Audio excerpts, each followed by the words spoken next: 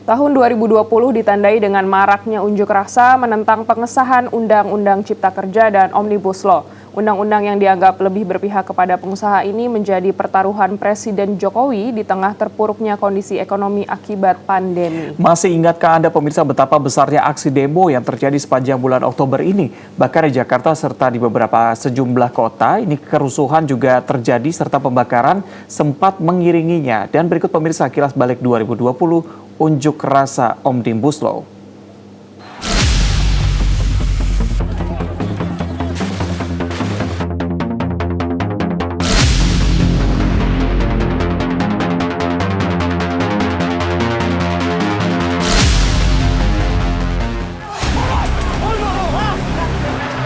Rancangan Undang-Undang Cipta Kerja yang disahkan pada 6 Oktober 2020 akhirnya membakar massa.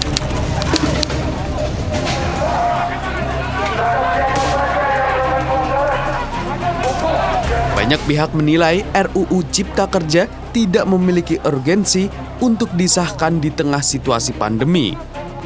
Pemerintah pun dinilai belum mampu menekan penularan COVID-19.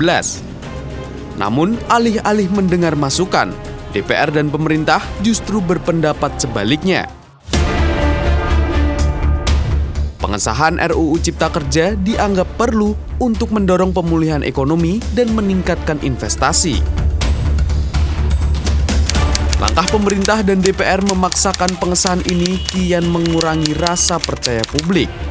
Buruh dan mahasiswa pun terbakar amarah dan kembali turun ke jalan. Jakarta, Tangerang, Bekasi, Bandung, Makassar kembali penuh aksi demonstrasi. Aksi mogok kerja serta unjuk rasa pun terjadi di sana-sini pada saat masih pandemi. Aksi mogok dan turun ke jalan ini bahkan direncanakan berlangsung hingga 3 hari. Mahasiswa dan buruh mengusung 7 poin dalam penolakan RUU. Di antaranya, menolak penghapusan upah minimum, menolak pengurangan nilai pesangon, menolak perjanjian kerja waktu, serta menolak jam kerja eksploitatif dan kembalinya hak upah atas cuti. Ibarat anjing menggonggong, kafilah berlalu. Meski rakyat menuntut pembatalan, keputusan wakil rakyat dan presiden terus melaju.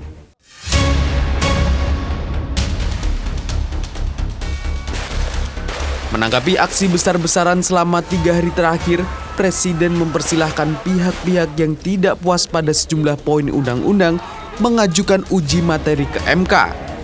Namun Presiden juga berpendapat sejumlah unjuk rasa disebabkan banyaknya disinformasi dan hoaks mengenai Undang-Undang Cipta Kerja.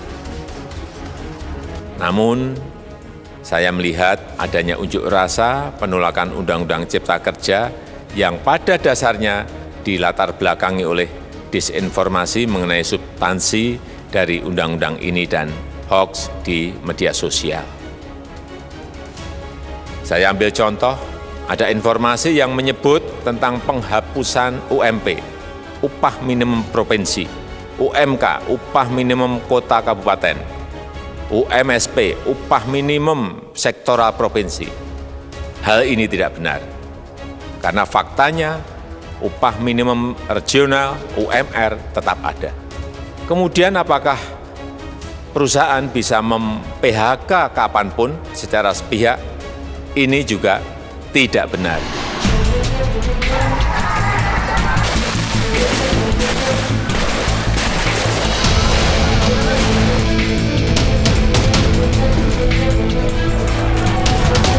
Unjuk rasa hari ketiga menentang Undang-Undang Cipta Kerja semakin panas.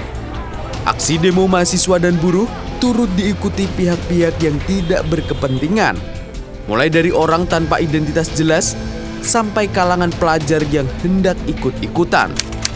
Ironisnya, unjuk rasa ini disertai aksi anarki seperti merusak fasilitas umum sampai membakar halte bus.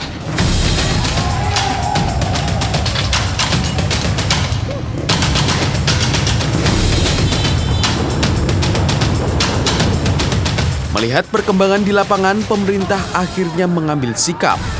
Menko Polhukam Mahfud MD menegaskan sikap pemerintah yang akan menindak aksi anarkisme.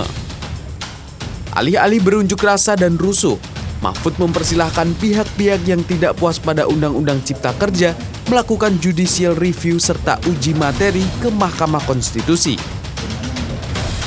Untuk itu, demi ketertiban dan keamanan, maka pemerintah akan bersikap tegas atas aksi-aksi anarkis yang justru bertujuan untuk menciptakan kondisi rusuh dan ketakutan di dalam masyarakat.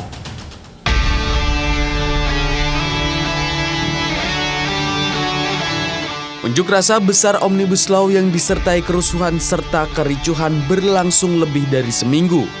Kontroversi Undang-Undang Cipta Kerja mengiringi masa pemerintahan Jokowi Ma'ruf yang berusia tepat 1 tahun pada 20 Oktober 2020. Tim Liputan Trans 7.